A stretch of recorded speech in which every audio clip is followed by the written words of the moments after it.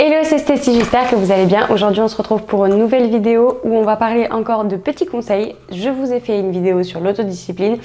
Donc, il va de soi qu'on va parler de reprise, étant donné qu'on est en début d'année, souvent les gens reprennent, etc. Donc, aujourd'hui, on est là pour parler de 5 conseils pour une bonne reprise. C'est parti! Mon conseil numéro 1, c'est y aller petit à petit, un pas après l'autre. Le but, c'est de tenir sur le long terme. Tout donner, oui, mais on va y aller progressivement. Le but, c'est de réhabituer son corps parce qu'étant donné, en fonction du nombre de temps d'arrêt, le corps a un petit peu du mal à recommencer, etc. Donc, on va le réhabituer petit à petit. Donc, on y va progressivement. On n'y va pas comme des fous à y aller 6 à 7 fois par semaine, surtout pas. Parce que le problème avec ça, c'est que trop d'entraînement égale surentraînement, fatigue plus, dégoût, etc. On arrête et on recommence dans 3 mois. Non, le but, c'est pas ça. C'est vraiment d'obtenir une hygiène de vie sur le long terme. Donc, on y va progressivement pour pouvoir se réhabituer et tenir sur la distance. Conseil numéro 2, c'est planifier pour rester dans une dynamique. Préparez vos repas à l'avance, d'une, pour éviter les craquages, de deux, pour quand vous n'avez pas le temps.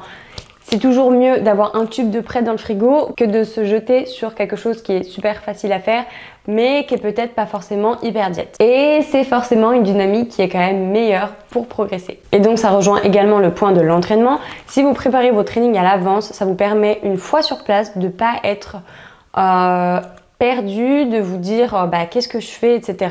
De vous éparpiller et de rendre votre training peu productif. Je le répète peut-être souvent parce que c'est vrai que dans toutes mes vidéos conseils, etc., je vous parle de l'organisation, mais c'est pour une bonne chose, c'est parce que c'est ce qui va vous simplifier la vie sur le long terme. Conseil numéro 3, on ne fait pas d'ego lift.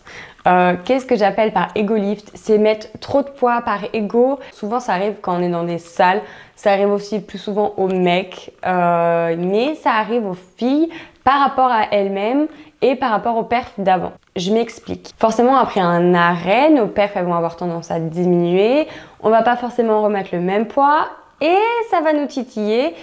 Et on va vouloir essayer de remettre les mêmes poids, mais faire des mouvements qui sont pas ouf. Et donc, comme répercussion, soit on va se blesser, soit ça va être inutile parce que le mouvement, il est dégueu. Donc, ça n'a aucun intérêt.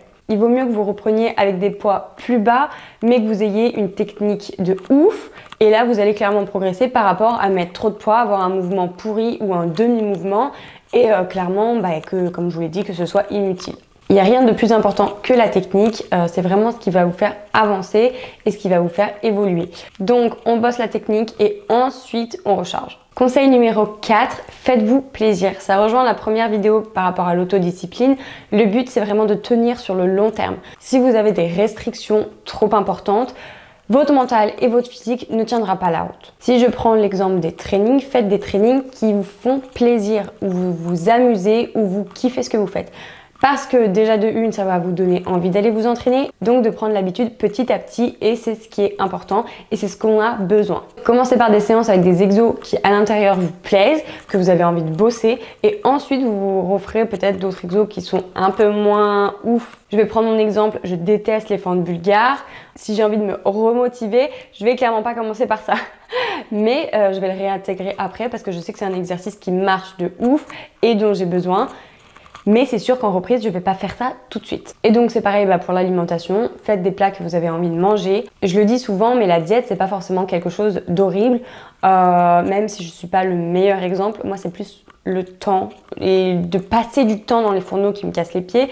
Mais en soi, vous pouvez faire des recettes hyper gourmandes et pour autant hyper diète. Donc du coup, vraiment, n'ayez pas peur de ça. D'ailleurs, je tiens à préciser, allô, que je suis actuellement en diète, j'ai fait beaucoup plus attention, j'essaie de manger beaucoup plus équilibré parce que c'est vrai que ces derniers temps, j'ai quand même mangé pas mal de cochonneries, on va pas dire le contraire, mais là vraiment je suis dans une dynamique où j'ai envie d'avancer et je sais que ça passe par la diète, donc je mets tout ce que je peux pour m'aider, les tubes, etc., faire les courses en allant dans les bons rayons, en choisissant des aliments qui me donnent envie, parce que j'en ai besoin, j'ai besoin de me motiver. J'ai envie d'avoir une assiette qui me donne envie et qui va donner des résultats sur mon corps forcément.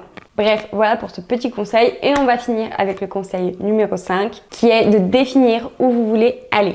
C'est bien connu, c'est pas en se disant je m'y mets mais en ne sachant pas où on va que vous allez y arriver. Dans le sens où il vous faut un but. Où est-ce que je vais? Qu'est-ce que je dois faire pour arriver là-bas? Il est important de définir votre objectif. Vous pouvez vous fixer une date par exemple avec un objectif à atteindre. Je sais pas, par exemple, dans 2 mois, je vais avoir perdu 2, 4 ou 6 kilos, je ne sais pas. Et donc de mettre les étapes qu'il vous faut pour arriver à votre objectif.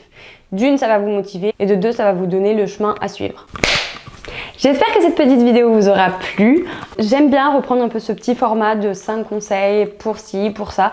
D'ailleurs, si vous avez envie que je vous fasse une vidéo conseil sur un sujet en particulier, mettez-les moi dans les commentaires et je me ferai un plaisir de vous y répondre. Et puis en attendant une prochaine vidéo, je vous fais des bisous. Ciao!